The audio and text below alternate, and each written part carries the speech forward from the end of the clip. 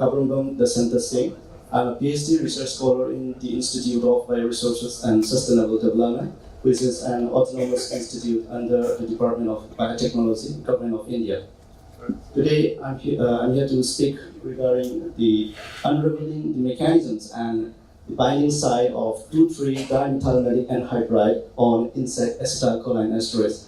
So before I start presenting my work, before I actually introduce this, what is this dimethylmethylate anhydride and what actually it do with the insect acetylcholine esterase, I would like to highlight some of the I would like to highlight the importance of understanding the current real scenario of the population explosion of the world, prevailing food insecurity problems, and the urgency need to protect the food we produce.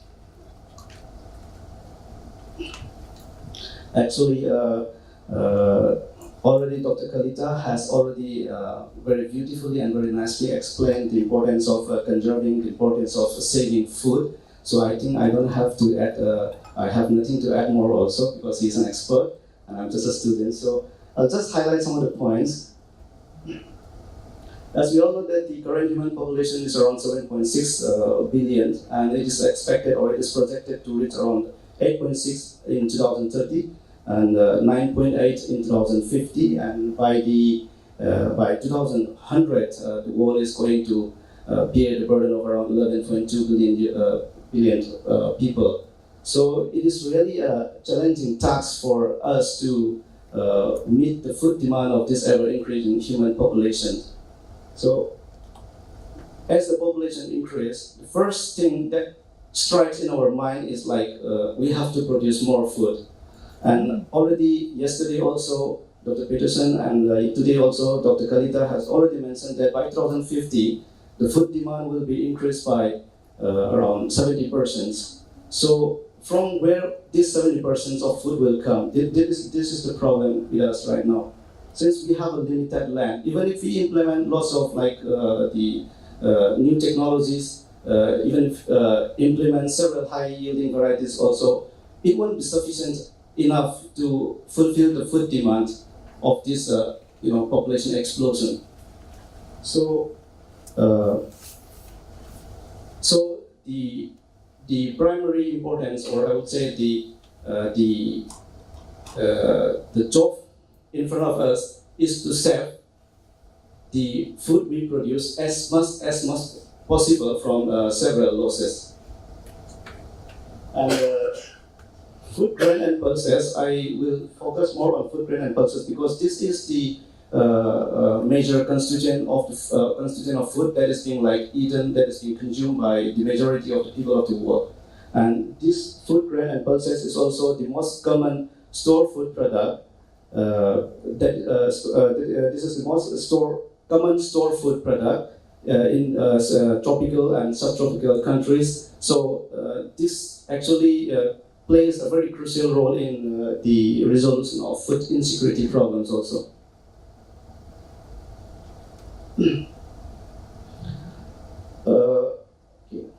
I'll go back to the previous slide. So 2017-18, the total food grain production was around approximately 2.5 billion.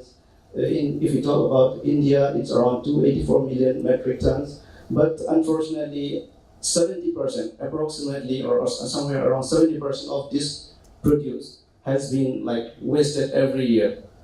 Every year, 70% of this produce is like stored very unscientific way, in a very unscientific way. So through several factors, many of the food has been lost every year. There could be various ways of food losses, and the damage inflicted by insect poses the highest threat. So it is reported that around 5 to 30% of the world total agricultural production is lost due to insect infestation alone on stored grain products. And if we talk about India, according to the Food Corporation of India report, it is around 12%.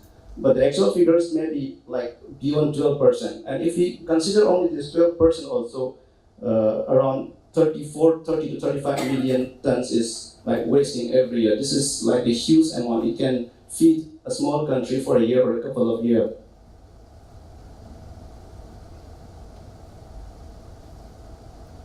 So, in order to protect or in order to save from this much losses of food grain, farmers or people generally use 4 different classes of chemical fumigants. The first one is the halogenated hydrocarbons, which include methyl bromide, ethylene dibromide, and dibromochloropropan. Ethylene bromide is having a detrimental effect on the stratospheric ozone layer, so it has been listed as the ozone depleting compound and has been already phased out according to as per the Montreal Protocol in 1993. Ethylene bromide, dibromide, and DVCP, they actually were used as soil sterilant, and this also shows male reproductive toxin, so this also has been banned in the United States. Another class is inorganic compound which includes sulfuric fluoride. This is not commonly used. Fumigant, like methyl sodium, they actually are not in gases or they are not actually fumigant as it is, but they can be converted into another form of compound which can be used as fumigant. But these two are not commonly used. The most commonly used right now after the methyl bromide is banned is metal phosphide.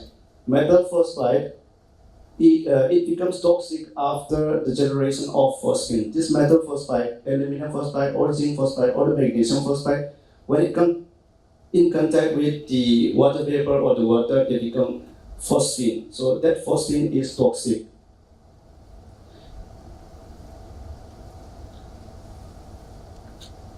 Even though these chemical fumigants or any kind of chemical pesticides, even though they are effective, even though they are reliable, there are several shortcomings of chemical pest insecticide, like toxicity to human, toxicity to the livestock, toxicity to non-target organisms, and development of resistance against the target against the insecticides.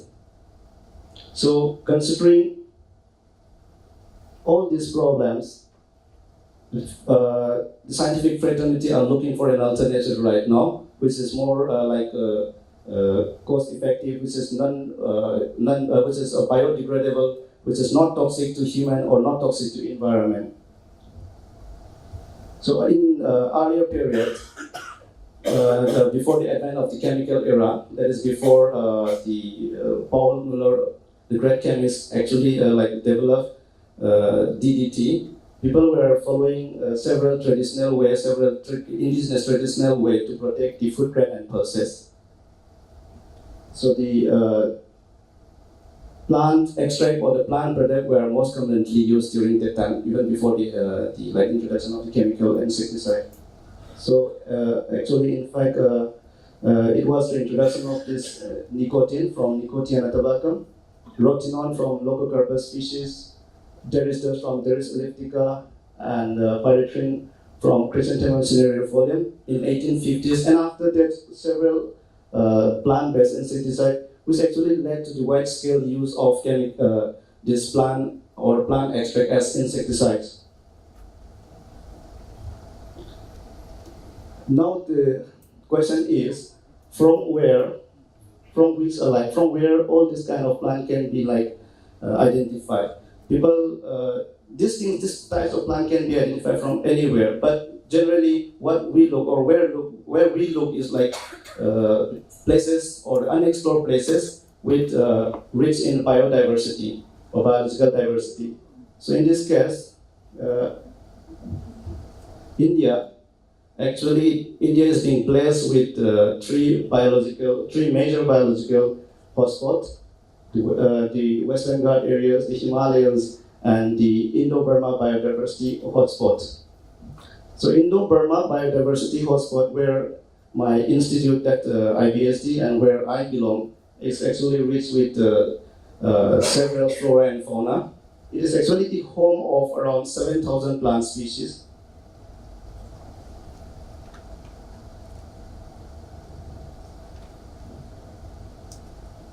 And the reason is also blessed with vast knowledge of indigenous traditional knowledge. And this traditional knowledge is, we have to give scientific validations and scientific documentation, otherwise there's always a chance that they could be lost with the passing generation. So what our institute do is like, our institute try to explore this indigenous traditional knowledge of the region, so that the mankind can be benefited. And our concern in our laboratory is like conserving or protecting the food grain and pulses from the insect infestation. So we generally focus more on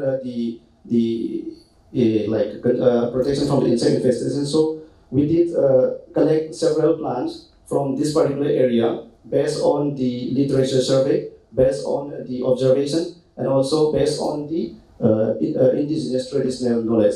So we collect plants, we screen for the bioactivity against the some of the store-grain pests, and luckily we got some plants which shows activity against those insect pests. And one of the plants was Colocasia esculenta. Colocasia esculenta, this is mostly grown in the humid tropic condition of throughout the world actually, but mostly grown in this Southeast Asian also, and they are consumed. They can be consumed. They are consumed by man for centuries in the Northeast India. Not only in Northeast India, it is also eaten in some other parts of the South Asian region. So in our place, like in Manipur, one of the states of India, we use this particular form as singju. Singju is a kind of like a salad type of fruit. So we selected this plant based on some of the literature survey, like it was reported to show insecticidal activity against the Cytophilus G mass. That is the mass we build, and it also show insecticidal activity against the sucking pest. So, and some of the indigenous traditional knowledge also indicate that this plant can be used for the protection of the food grain and pulses against those insects. So we collected plants. We made the powder of the from the roots of the plant. So the methanol extract was tested for the active fumigation property, and we found the fumigation property from methanol, ethyl acetone, chloroform, and hexane. It shows the highest activity. So we, in order to check which particular compound is responsible for the fumigant property, so we subjected this plant to an isolation process, like we did silica color chromatography for 2 rounds. Every round we check for the activity. The active fraction is further subjected to flash chromatography, and the subfraction again is checked for activity, and the active superfraction, which shows activity and which is also nearly 100% purified, is further subjected to several physical and physical and chemical analysis. So we did. We did GCMS, we did carbon NMR, proton NMR, and we compiled the data. We interpret with the help of biochemistry people, and later we found out that the compound is 2,3-dimethyl anhydride. So after we confirmed the compound, we tried to check the insecticidal activity against other insects like Periplaneta American cockroach, Rhizobota dominica. These are the store-grain pests, and this is a household pest. And in all the insects, we found that the compound show very good insecticidal activity. So we even compare this compound with the commercially available chemical fumigants like ethylene dichloride and all. So this compound shows comparable. It was comparable with this phosphine that is being commonly used right now. So we even made comparison with the available natural best fumigants. So except for the coumarin, the compounds show higher potent activity against these insects. So these are the already published. The data is already published in scientific report paper. So now after that, we try to elucidate the mode of action of the compound. We try to study how actually this compound is acting on insect. So we made some behavioral studies, some physiology studies. So while injecting for the fumigation, we observed that the insect start moving very rapidly. So from there, we just assume that the compound may be acting on the insect nervous system. So we did some experiments based on the nervous system. We did sodium potassium ATP. We did the experiment on neurotransmitter. So luckily we found that the compound is showing some good results of this ACAC inhibition. This acetylcholine esterase inhibition. So how this ACAC works also, I'll just explain a little. So ACAC, this is enzyme actually degrade the acetylcholine, which is the neurotransmitter, to acetate and choline. And if this enzyme is inhibited, it cannot break down the acetylcholine into acetate and choline. So the insect will be paralyzed, and because of that, the insect kills. So we did the in vivo inhibition of ACAC, both dose response as well as time course. In both the experiment, we found that as the concentration of the compound increased, the knockdown percentage as well as the percentage of inhibition increases. So we did in vitro inhibition also. We even compare with the commercially available standard that pyridostigmine. This is the inhibitor of acetylcholine. So our result indicate that both are going parallel type. That is, both are showing almost similar type of effect. And we did some kinetic studies. So since this is enzyme inhibition, so we try to study which kind of enzyme inhibition is going on. Is it competitive or non-competitive? So we checked the enzyme kinetics. So we found out that the Vmax is not moving, but Km is changing every time we change the concentration. So we confirmed that it is actually showing competitive inhibition. So we did some for the travel and other support. And I'd like to thank my supervisor, Dr. Waida Secker, for supporting me in this work. Thank you. Thank you, Dasanta Singh.